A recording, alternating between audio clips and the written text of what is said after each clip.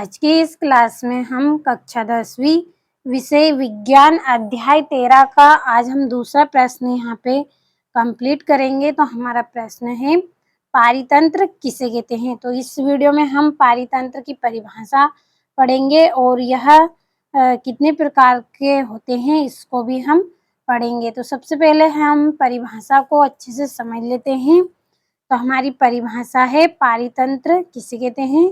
तो किसी क्षेत्र के सभी जीव तथा वातावरण के अजैव कारक या फिर हम घटक भी बोल सकते हैं संयुक्त रूप से पारितंत्र कहलाते हैं। यानी कि देखिए किसी भी क्षेत्र के सभी जीव तथा वातावरण के अजैव कारक ये क्या है संयुक्त होकर संयुक्त रूप से पारितंत्र कहलाते हैं। यानी कि किसी भी क्षेत्र के सभी जीव है, इसमें जीव जंतु पेड़ पौधे और अजैव कारक यानी कि देखिए जो निर्जीव वस्तुएं हैं हमारी ये सब संयुक्त होकर यानी कि आपस में मिलकर क्या बनाती हैं एक पारितंत्र बनाते हैं। इसमें देखिए हमारी गाय है, हिरन है, भेड़ बकरी, पेड़ पौधे, जंतु इस तरह के और देखिए साथ में मनुष्य ये सब क्या है आपस में मिलकर अपना जीवन यापन करते हैं, एक दूसरे पर आश्रित रहते हैं, ये निर्भर होकर जो अपना जीवन व्यतीत करते हैं।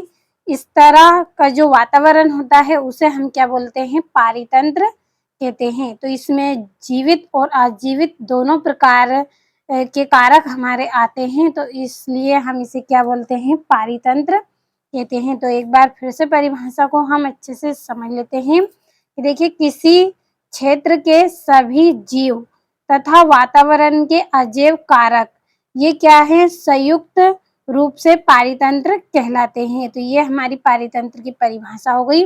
अब देखिए इसके दो घटक होते हैं। इसके पारितंत्र के कितने घटक होते हैं? दो घटक होते हैं। कौन कौन से? तो पहला है जैविक घटक, दूसरा है अजैविक घटक। तो हम देखिए इनको भी समझ लेते हैं कि जैविक घटक अजैविक घटक क्या है। तो यहाँ पे फिर से मैंने हेडिंग डाली है पारितंत्र की। देखिए जैविक घटक व अजैविक घटक सम्मिलित रूप से पारितंत्र कहलाते हैं। यानी कि इसमें जीवित और अजीवित दोनों प्रकार के जो कारक होते हैं ये क्या है मिलकर क्या करते हैं पारितंत्र बनाते हैं। तो किस तरह से? तो उदाहरण मैंने यहाँ पे लिखा है बागीचा, वन, तालाब ये क्या है एक पारितंत्र है। बागीचा और वन और तालाब ये क्या है एक पारितंत्र है। तो यहाँ पे नोट करने लाइक मैंने यहाँ पे एक पॉइंट लिखा है, अगर आप लिखना चाहें तो लिख सकते हैं। वन, तालाब, झील ये क्या है प्राकृतिक पारितंत्र है। यानी कि देखिए जो हम मनुष्य जिसका निर्माण नहीं करते हैं वो क्या कहलाते हैं प्राकृतिक कहलाती हैं, और जिसका निर्माण हमारे द्वारा होता है मनुष्य द्वारा उसे हम बोलते हैं मानव निर्मित पारितंत्र। तो वन, तालाब, झील ये क्या है एक प्राकृतिक पारितंत्र है, और जो मानव निर्मित है वो क्या है बगीचा, खेत मानव निर्मित पारितंत्र है। बगीचा भी देखिए हम मनुष्य के द्वारा ही लगाया जाता है, खेत भी हम मनुष्य द्वारा ही बनाया जाता है।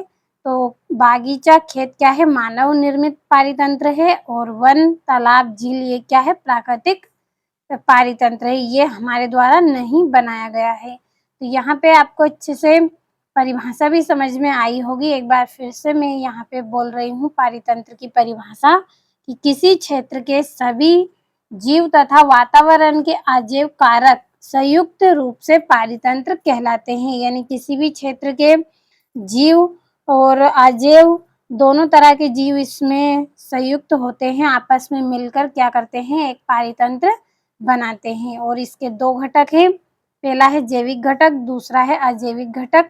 और ये यहाँ पे पारितंत्र में जैविक घटक व अजैविक घटक क्या है सम्मिलित रूप से पारितंत्र कहलाते हैं, क्योंकि दोनों तरह के कारक इसमें सम्मिलित होते हैं।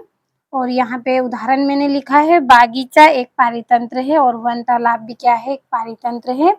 तो इसमें और यहाँ पे नोट करने लायक पॉइंट भी मैंने लिखा है वन, तालाब, झील ये क्या है प्राकृतिक पारितंत्र, और बागीचा खेत मानव निर्मित पारितंत्र।